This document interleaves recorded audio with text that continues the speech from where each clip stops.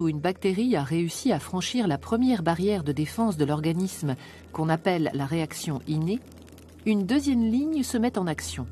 C'est l'immunité adaptative. Ce deuxième bouclier protecteur fait appel à des globules blancs spécifiques aux vertébrés, les lymphocytes. Les lymphocytes sont des cellules très spécialisées capables de s'opposer à un antigène agresseur et un seul.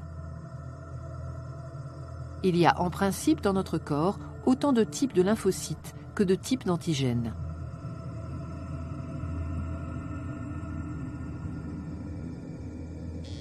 Lorsqu'un antigène agresseur a réussi à franchir la première barrière de défense de l'organisme, ces lymphocytes se mobilisent et quand ils reconnaissent la nature et l'identité de l'intrus, ils s'activent.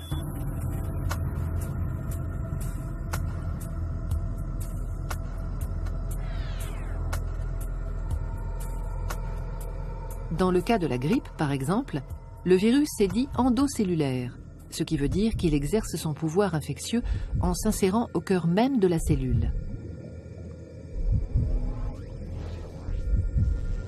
Il franchit sa membrane, pénètre à l'intérieur du cytoplasme où il se multiplie avant de se propager dans l'ensemble du corps. La cellule infectée présente alors à la surface de sa membrane des éléments identificateurs de l'antigène agresseur qui l'a contaminé. On les appelle peptides antigéniques.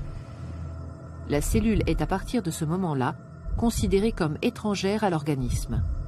Contre ces antigènes se logeant au cœur des cellules, la réponse de l'immunité adaptative est dite à médiation cellulaire. Tout commence lors de la réaction inflammatoire. À ce moment-là, certaines cellules immunitaires, les cellules présentatrices d'antigènes qui ont été les premières à entrer en contact avec l'antigène agresseur, captent son identité et la présentent à leur surface. Les cellules dendritiques exposent le peptide de l'antigène.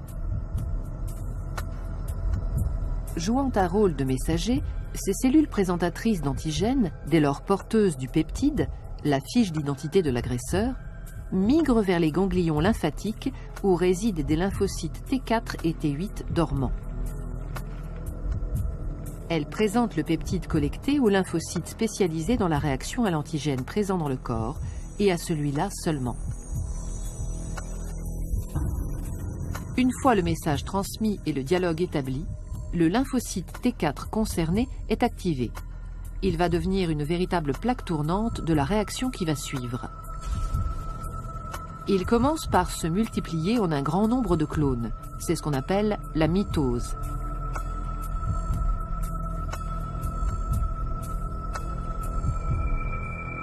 Certains des clones deviennent des LT4 mémoires.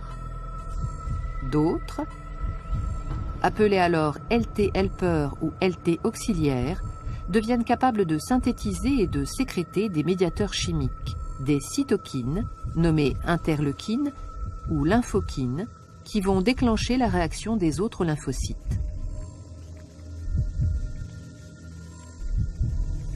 Les interleukines émises stimulent à distance d'autres lymphocytes, notamment les lymphocytes T8, déjà mis en alerte depuis leur contact avec la cellule présentatrice d'antigènes. En réponse aux messages chimiques qu'ils reçoivent, les lymphocytes T8, dits immunocompétents, se multiplient à leur tour. Une partie, les LT8 mémoires, sont conservées.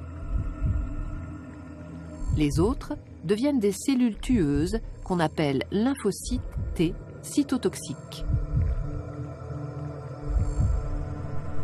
Patrouillant dans l'organisme, ils sont maintenant capables de reconnaître puis de détruire les cellules infectées.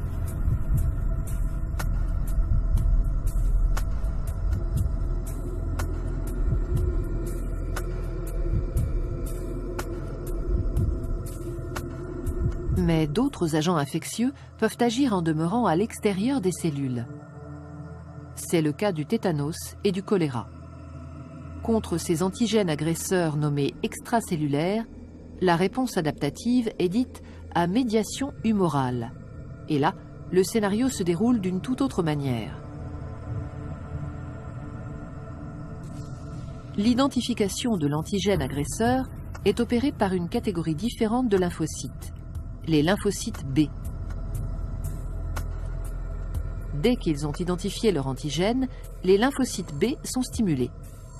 Recevant à distance des cytokines, les messages chimiques émis par les lymphocytes T4 helper déjà en alerte, ils se multiplient par mitose. Une partie est encore une fois stockée comme LB mémoire. Les autres clones se transforment en plasmocytes anti-antigènes. Ils produisent alors des anticorps circulants, spécifiquement dirigés contre l'antigène concerné.